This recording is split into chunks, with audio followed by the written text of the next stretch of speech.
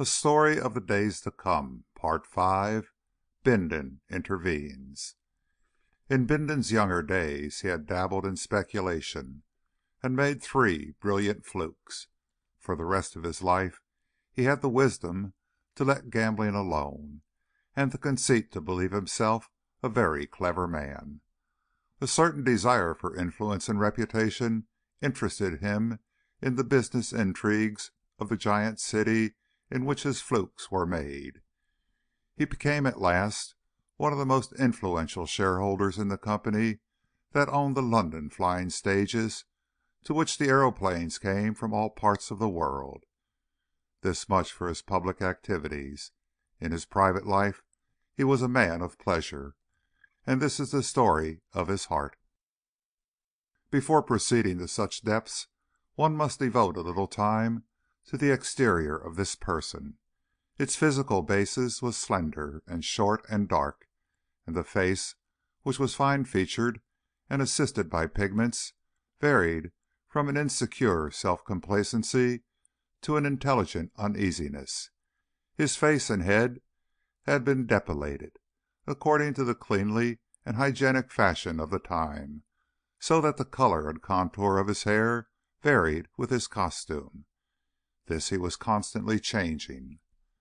At times he would distend himself with pneumatic vestments in the rococo vein. From among the billowy developments of this style, and beneath a translucent and illuminated headdress, his eye watched jealously for the respect of the less fashionable world. At other times he emphasized his elegant slenderness in close-fitting garments of black satin. For effects of dignity he would assume broad pneumatic shoulders, from which hung a robe of carefully arranged folds of China silk, and a classical Bindon in pink tights was also a transient phenomenon in the eternal pageant of destiny. In the days when he had hoped to marry Elizabeth, he sought to impress and charm her, and at the same time to take off something of his brethren of 40 years by wearing the last fancy of the contemporary buck, a costume of elastic material with distendable warts and horns, changing in color as he walked by an ingenious arrangement of versatile chromatophores. And no doubt if Elizabeth's affections had not been already engaged by the worthless Denton, and if her tastes had not had that odd bias of old-fashioned ways, this extremely chic conception would have ravished her. Bindon had consulted Elizabeth's father before presenting himself in this garb. He was one of those men who always invite criticism of their costume, and Morse had pronounced him all that the heart of a woman could desire. But the affair of the hypnotist proved that his knowledge of the heart of women was incomplete. Bindon's idea of marrying had been formed some little time before Morse threw Elizabeth's budding womanhood in his way. It was one of Bindon's most cherished secrets that he had a considerable capacity for a pure and simple life of a grossly sentimental type. The thought imparted a sort of pathetic seriousness to the offensive and quite inconsequent and unmeaning excesses which he was pleased to regard as dashing wickedness, and which a number of good people, also so unwise as to treat in that desirable manner. As a consequence of these excesses, and perhaps by reason also of an inherited tendency to early decay, his liver became seriously affected, and he suffered increasingly inconvenience when traveling by aeroplane. It was during his convalescence from a protracted bilious attack that it occurred to him that in spite of all the terrible fascinations of vice, if he found a beautiful, gentle, good young woman of a not too violently intellectual type to devote her life to him, he might yet be saved to goodness, and even rear a spirited family in his likeness to solace his declining years. But like so many experienced men of the world, he doubted if there were any good women. Of such as he had heard tell, he was outwardly skeptical and privately much afraid. When the aspiring Morris effected his introduction to Elizabeth, it seemed to him that his good fortune was complete. He fell in love with her at once. Of course, he had always been falling in love since he was 16, in accordance with the extremely varied recipes to be found in the accumulated literature of many centuries. But this was different. This was real love. It seemed to him to call forth all the lurking goodness in his nature. He felt that for her sake he could give up a way of life that had already produced the gravest lesions on his liver and nervous system. His imagination presented him with idyllic pictures of the life of the reformed rake. He would never be sentimental with her or silly, but always a little cynical and bitter, as became the past. Yet he was sure she would have an intuition of his real greatness and goodness, and in due course he would confess things to her, pour his version of what he regarded as his wickedness, showing what a complex of Goethe and Benvenuto Cellini and Shelley and all those other chaps he really was, into her shocked, very beautiful, and no doubt sympathetic ear.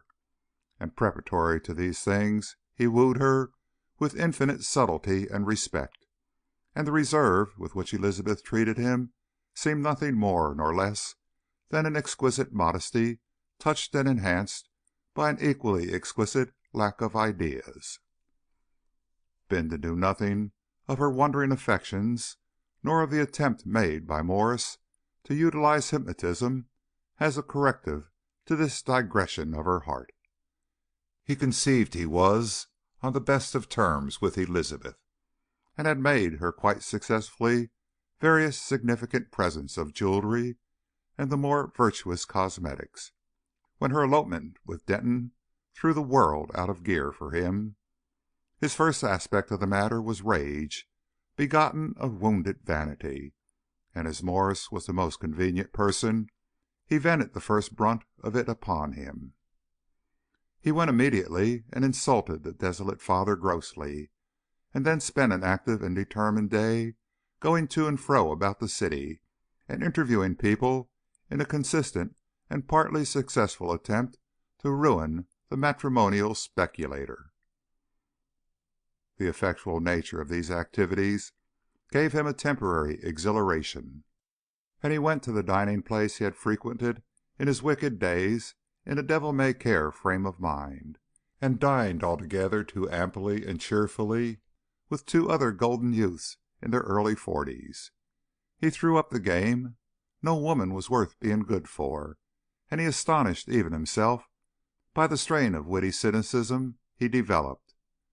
One of the other desperate blades, warmed with wine, made a facetious allusion to his disappointment, but at the time this did not seem unpleasant.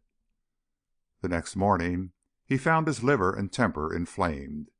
He kicked his phonographic news machine to pieces, dismissed his valet, and resolved that he would perpetrate a terrible revenge upon Elizabeth, or Denton, or somebody.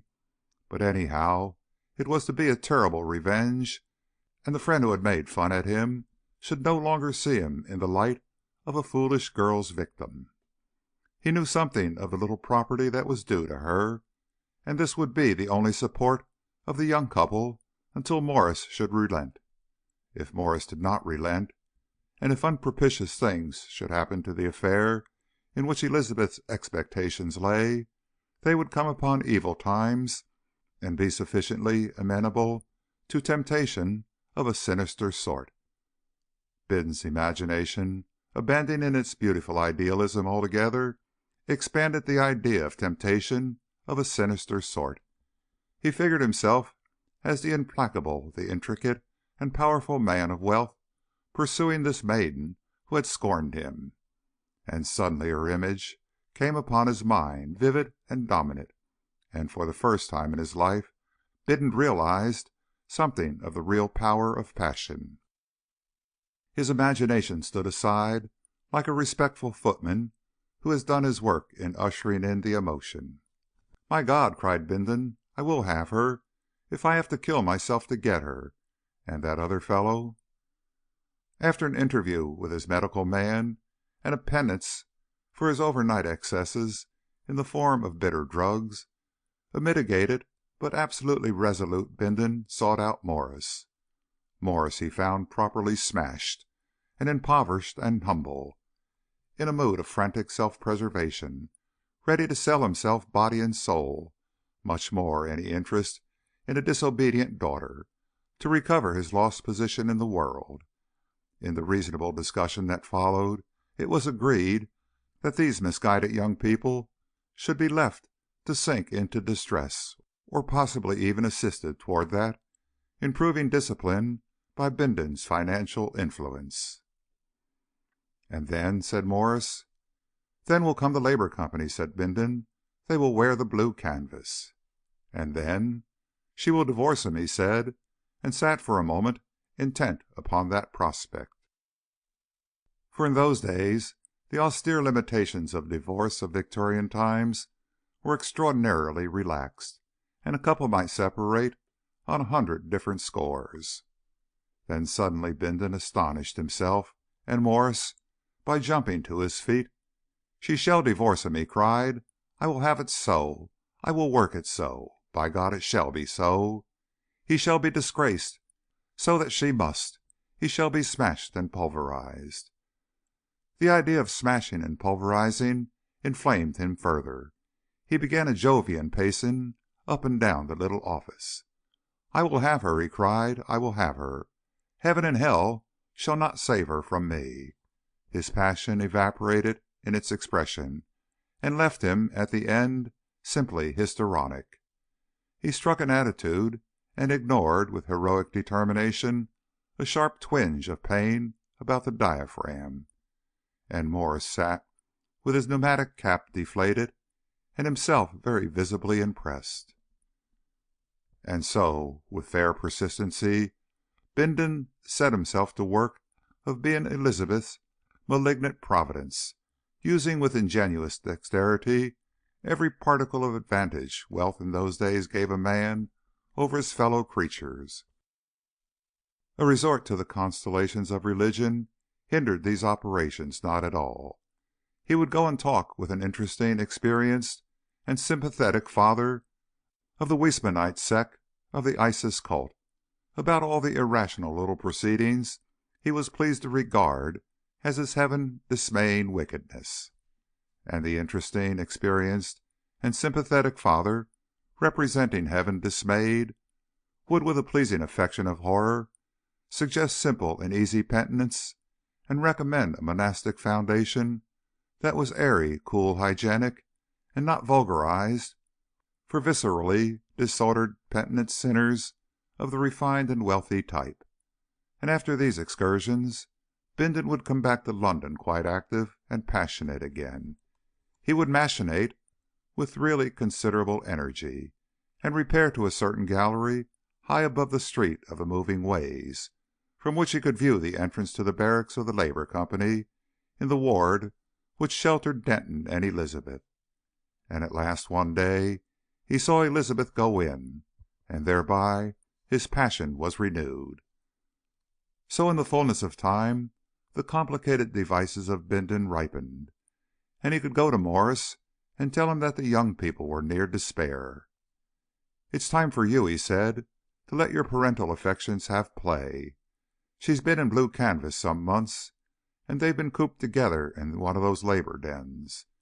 And the little girl is dead. She knows now what his manhood is worth to her, by way of protection, poor girl. She'll see things now in a clearer light. You go to her. I don't want to appear in this affair yet. And point out to her how necessary it is that she should get a divorce from him." "She's obstinate," said Morris doubtfully. "Spirit," said Bindon. "She's a wonderful girl, wonderful girl." "She'll refuse." "Of course she will. But leave it open to her. Leave it open to her. And some day, in that stuffy den, in that irksome, toilsome life, they can't help it. They'll have a quarrel, and then—" Morris meditated over the matter, and did as he was told. Then Bindon, as he had arranged with his spiritual adviser, went into retreat. The retreat of the Weismannite sect was a beautiful place. with the sweetest air in London, lit by natural sunlight, with restful quadrangles of real grass open to the sky, where at the same time the penitent man of pleasure might enjoy all the pleasures of loafing and all the satisfaction of distinguished austerity, and save for participation in the simple and wholesome dietary of the place and in certain magnificent chants, Bindon spent all his time in meditation upon the theme of Elizabeth, and the extreme purification his soul had undergone since he first saw her, and whether he would be able to get a dispensation to marry her from the experienced and sympathetic father, in spite of the approaching sin of her divorce, and then Bindon would lean against the pillar of the quadrangle and lapse into reveries on the superiority of virtuous love to any other form of indulgence. A curious feeling in his back and chest that was trying to attract his attention, a disposition to be hot or shiver, a general sense of ill health and cutaneous discomfort, he did his best to ignore. All of that, of course, belonged to the old life that he was shaking off. When he came out of the retreat, he went once to Morris to ask for news of Elizabeth. Morris was clearly under the impression that he was an exemplary father, profoundly touched about the heart by his child's unhappiness. "She was pale," he said, greatly moved. "She was pale. When I asked her to come away and leave him and be happy, she put her head down upon the table." Morris sniffed and cried. His agitation was so great that he could say no more. "Ah!" said Bindon, respecting this manly grief. "Oh!" said Bindon, quite suddenly, with his hand to his side. Morris looked up sharply out of the pit of his sorrow, startled. "What's the matter?" he asked, visibly concerned. "A most violent pain. Excuse me. You were telling me about Elizabeth." And Morris, after a decent solicitude for Bindon's pain, proceeded with his report. It was even unexpectedly hopeful. Elizabeth, in her first emotion, in discovering that her father had not absolutely deserted her, had been frank with him about her sorrows and disgusts. "Yes," said Bindon magnificently, "I shall have her yet." And then that novel pain twitched him for the second time.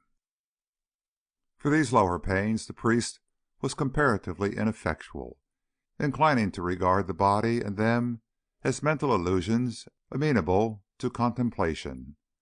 So Bindon took it to a man of a class he loathed, a medical man of extraordinary repute and incivility. "We must go all over you," said the medical man, and did so with the most disgusting frankness. "Did you ever bring any children into the world?" asked this gross materialist, among other impertinent questions. "Not that I know of," said Bindon, too amazed to stand upon his dignity. "Ah!" said the medical man, and proceeded with his punching and sounding. Medical science in those days was just reaching the beginnings of precision. "You'd better go right away," said the medical man, "and make the euthanasia. The sooner the better." Bindon gasped. He had been trying not to understand the technical explanations and anticipations in which the medical man had indulged. "I say," he said, "but do you mean to say your science?" "Nothing," said the medical man. "A few opiates. The thing is your own doing, you know, to a certain extent." "I was sorely tempted in my youth." "It's not that so much, but you come from bad stock. Even if you'd have taken precautions, you'd have had bad times to wind up with. The mistake was getting born, the indiscretion of the parents, and you've shirked exercise and so forth." "I had no one to advise me." "Medical men are always willing." "I was a spirited young fellow." "We won't argue. The mischief's done now. You've lived. We can't start you again. You ought never to have started at all. Frankly, the euthanasia—" Bindon hated him in silence for a space. Every word of this brutal expert jarred upon his refinements. He was so gross, so impermeable to all the subtler issues of being. "But it is no good picking a quarrel with a doctor. My religious beliefs," he said. "I don't approve of suicide." You've been doing it all your life. Well, anyhow, I've come to take a serious view of life now. You're bound to if you go on living. You'll hurt, but for practical purposes it's late. However, if you mean to do that, perhaps I'd better mix you a little something. You'll hurt a great deal. These little twinges. Twinges? Mere preliminary notices. How long can I go on? I mean, before I hurt really. You'll get it hot soon, perhaps 3 days. Bindon tried to argue for an extension of time, and in the midst of his pleading gasped, put his hand to his side. Suddenly the extraordinary pathos of his life came to him clear and vivid. "It's hard," he said. "It's infernally hard. I've been no man's enemy but my own. I've always treated everybody quite fairly." The medical man stared at him without any sympathy for some seconds. He was reflecting how excellent it was that there were no more Bindons to carry on that line of pathos. He felt quite optimistic. Then he turned to his telephone and ordered up a prescription from the Central Pharmacy. He was interrupted by a voice behind him. "By God!" cried Bindon. "I'll have her yet." The physician stared over his shoulder at Bindon's expression, and then altered the prescription. So soon as this painful interview was over, Bindon gave way to rage. He settled that the medical man was not only an unsympathetic brute and wanting in the first beginnings of a gentleman, but also highly incompetent, and he went off to 4 other practitioners in succession, with a view to the establishment of this intuition. But to guard against surprises, he kept that little prescription in his pocket. With each he began by expressing his grave doubts of the first doctor's intelligence, honesty, and professional knowledge, and then stated his symptoms, suppressing only a few more material facts in each case. These were always subsequently elicited by the doctor. In spite of the welcome depreciation of another practitioner, none of these eminent specialists would give Bindon any hope of eluding the anguish and helplessness that loomed now close upon him. To the last of them he unburthened his mind of an accumulated disgust with medical science. "After centuries and centuries," he exclaimed hotly, "and you can do nothing, except admit your helplessness. I say save me, and what do you do?" "No doubt it's hard on you," said the doctor, "but you should have taken precautions." "How was I to know?" "It wasn't our place to run after you," said the medical man, picking a thread of cotton from his purple sleeve. "Why should we save you in particular? You see, from one's point of view, people with imaginations and passions like yours have to go. They have to go." "Go?" "Die out. It's an eddy." He was a young man with a serene face. He smiled at Bindon. "We get on with research, you know. We give advice when people have the sense to ask for it, and we bide our time." "Bide your time?" "We hardly know enough yet to take over the management, you know." "The management?" "You needn't be anxious. Science is young yet. It's got to keep on growing for a few generations. We know enough now to know we don't know enough yet, but the time is coming all the same. You won't see the time, but between ourselves, you rich men and party bosses, with your natural play of the passions and patriotism and religion and so forth, have made a rather mess of things, haven't you? These underways, and all that sort of thing. Some of us have a sort of fancy that in time we may know enough to take over a little more than the ventilation and drains. Knowledge keeps piling up, you know. It keeps on growing, and there's not the slightest hurry for a generation or so. Some day, men will live in a different way." He looked at Bindon and meditated. "There'll be a lot of dying out before that day can come." Bindon attempted to point out to this young man how silly and irrelevant such talk was to a sick man like himself, how impertinent and uncivil it was to him, an older man occupying a position in the official world of extraordinary power and influence. He insisted that a doctor was paid to cure people. He laid great stress on paid, and had no business to glance even for a moment at those other questions. "But we do," said the young man, insisting upon facts, and Bindon lost his temper. His indignation carried him home. That these incompetent impostors, who were unable to save the life of a really influential man like himself, should dream of some day robbing the legitimate property owners of social control, of inflicting one knew not what tyranny upon the world. Curse science! He fumed over the intolerable prospect for some time, and then the pain returned, and he recalled the made-up prescription of the first doctor, still happily in his pocket. He took a dose forthwith. It calmed and soothed him greatly, and he could sit down in his most comfortable chair beside his library of phonographic records and think over the altered aspects of affairs. His indignation passed, his anger and his passion crumbled under the subtle attack of that prescription. Pathos became his sole ruler. He stared about him, at his magnificent and voluptuously appointed apartment, at his statuary and discreetly veiled pictures, and all the evidence of a cultivated and elegant wickedness.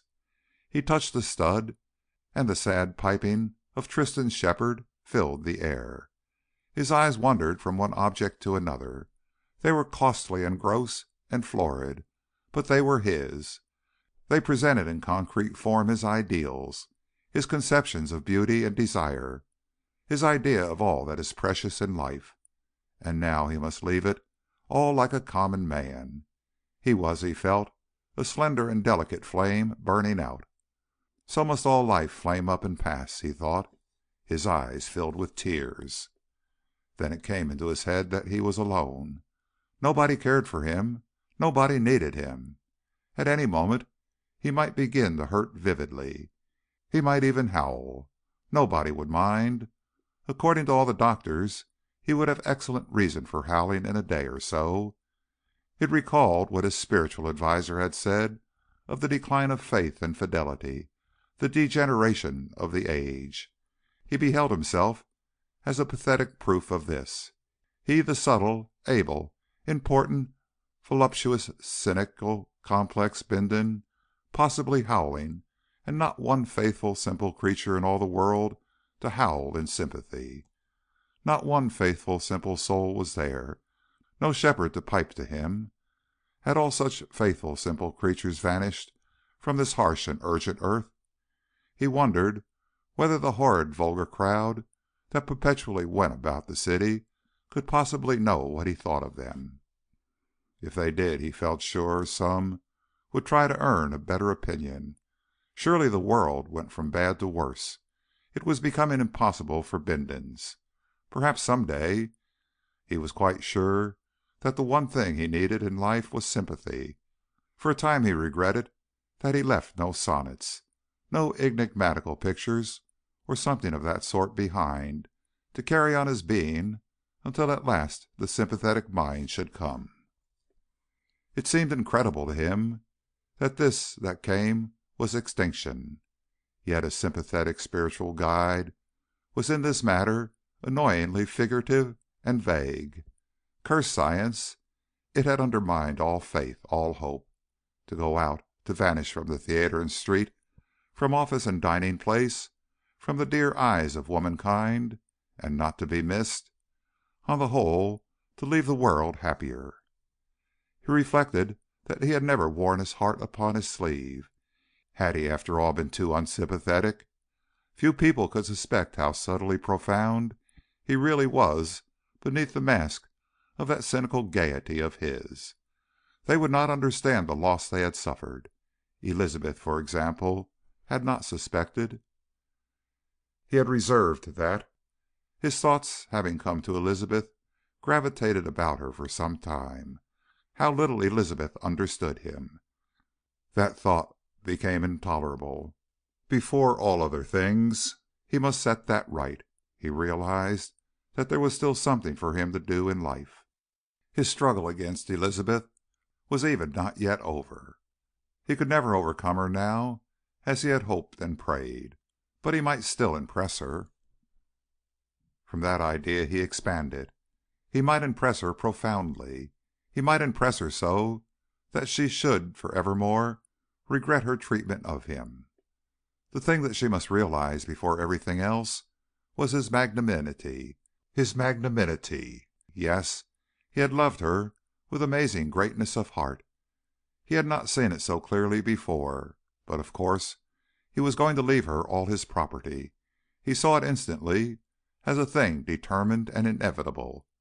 She would think how good he was, how spaciously generous, surrounded by all that makes life tolerable from his hand. She would recall with infinite regret her scorn and coldness.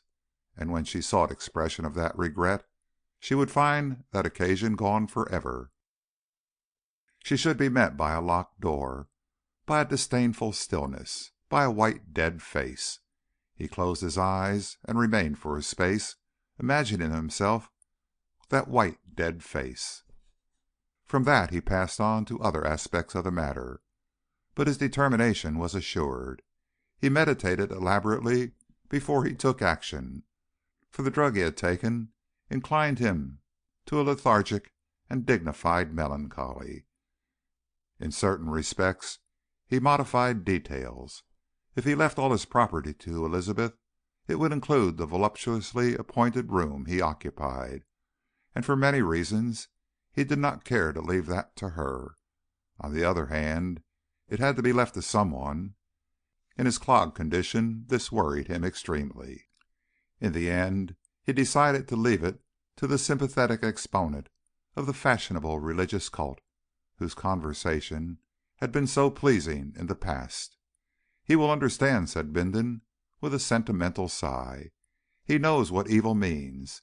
He understands something of the stupendous fascination of the Sphinx of Sin. Yes, he will understand."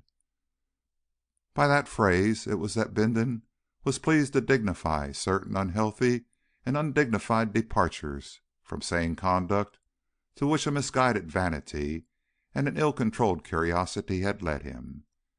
He sat for a space thinking how very Hellenic and Italian and Neronic and all those things he had been. Even now, might one not try a sonnet? A penetrating voice to echo down the ages, sensuous, sinister, and sad. For a space he forgot Elizabeth. In the course of half an hour he spoilt 3 phonographic coils, got a headache, took a second dose to calm himself, and reverted to magnanimity and his former design. At last he faced the unpalatable problem of Denton. It needed all of his newborn magnanimity before he could swallow the thought of Denton. But at last this greatly misunderstood man, assisted by a sedative and the near approach of death, effected even that. If he was at all exclusive about Denton, if he should display the slightest distrust, if he attempted any specific exclusion of that young man, she might misunderstand. Yes, she should have her Denton still. His magnanimity must go even to that. He tried to think only of Elizabeth in the matter. He rose with a sigh and limped across to the telephone apparatus that communicated with his solicitor. In 10 minutes a will, duly attested, and with its proper thumb-mark signature, lay in the solicitor's office 3 miles away, and then for a space Bindon sat very still. Suddenly he started out of a vague reverie and pressed an investigatory hand to his side. Then he jumped eagerly to his feet and rushed to the telephone. The Euthanasia Company had rarely been called by a client in a greater hurry. So it came at last that Denton and his Elizabeth, against all hope, returned unseparated from the labour servitude to which they had fallen. Elizabeth came out from her cramped subterranean den of metal beaters and all the sordid circumstances of blue canvas, as one comes out of a nightmare. Back towards the sunlight their fortune took them, once the bequest was known to them. The bare thought of another day's hammering became intolerable. They went up long lifts and stairs to levels that they had not seen since the days of their disaster. At first she was full of this sensation of escape. Even to think of the underways was intolerable. Only after many months could she begin to recall with sympathy the fated women who were still below there, murmuring scandals and reminiscences and folly and tapping away their lives. Her choice of the apartments they presently took expressed the vehemence of her release. They were rooms upon the very verge of the city. They had a roof space and a balcony upon the city wall, wide open to the sun and wind, the country and the sky. And in that balcony comes the last scene in this story. It was a summer sunsetting, and the hills of Surrey were very blue and clear. Denton leaned upon the balcony regarding them, and Elizabeth sat by his side. Very wide and spacious was the view, for their balcony hung 500 feet above the ancient level of the ground. The oblongs of the food company, broken here and there by the ruins, grotesque little holes and sheds of the ancient suburbs, and intersected by shining streams of sewage, passed at last into a remote diapering at the foot of the distant hills.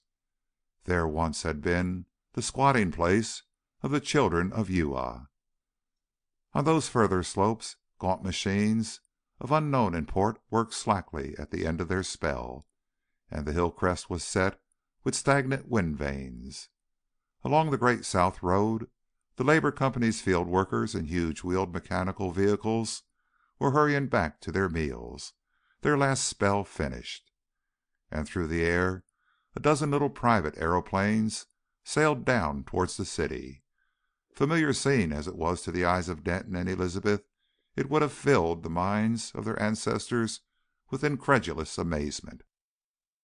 Denton's thoughts fluttered toward the future in a vain attempt at what the scene might be in another 200 years, and, recoiling, turned towards the past. He shared something of the growing knowledge of the time. He could picture the quaint, smoke-grimed Victorian city, with its narrow little roads of beaten earth, its wide common land, ill-organized, ill-built suburbs and irregular enclosures, the old countryside of the Stuart times, with its little villages and its petty London, the England of the monasteries, the far older England of the Roman dominion, and then, before that, a wild country, with here and there the huts of some warring tribe. These huts must have come and gone and come again through a space of years that made the Roman camp and villa seem but yesterday. But before those years, before even the huts, there had been men in the valley. Even then, so recent had it all been, when one judged it by the standards of geological time, this valley had been here, and those hills yonder, higher perhaps, and snow-tipped, had still been yonder hills, and the Thames had flowed down from the Cotswold to the sea. But the men had been but the shapes of men, creatures of darkness and ignorance, victims of beasts and floods, storms and pestilence and incessant hunger. They had held a precarious foothold amidst bears and lions and all the monstrous violence of the past. Already some at least of these enemies were overcome. For a time Denton pursued the thought of this spacious vision, trying in obedience to his instinct to find his place and proportion in the scheme. "It has been chance," he said. "It has been luck. We have come through. It happens we have come through, not by any strength of our own. And yet, no, I don't know." He was silent for a long time before he spoke again. "After all, there is a long time yet. There have scarcely been men for 20,000 years, and there has been life for 20,000,000. And what are generations? What are generations? It is enormous, and we are so little, yet we know, we feel. We are not dumb atoms. We are part of it, part of it. The limits of our strength and will. Even to die is part of it. Whether we die or live, we are in the making. As time goes on, perhaps, men will be wiser, wiser. Will they ever understand?" He became silent again. Elizabeth said nothing to these things, but she regarded his dreaming face with infinite affection. Her mind was not very active that evening. A great contentment possessed her. After a time she laid a gentle hand on his beside her. He fondled it softly, still looking out upon the spacious, gold-woven view. So they sat as the sun went down, until presently Elizabeth shivered. Denton recalled himself abruptly from these spacious issues of his leisure, and went in to fetch her a shawl. End of section 12.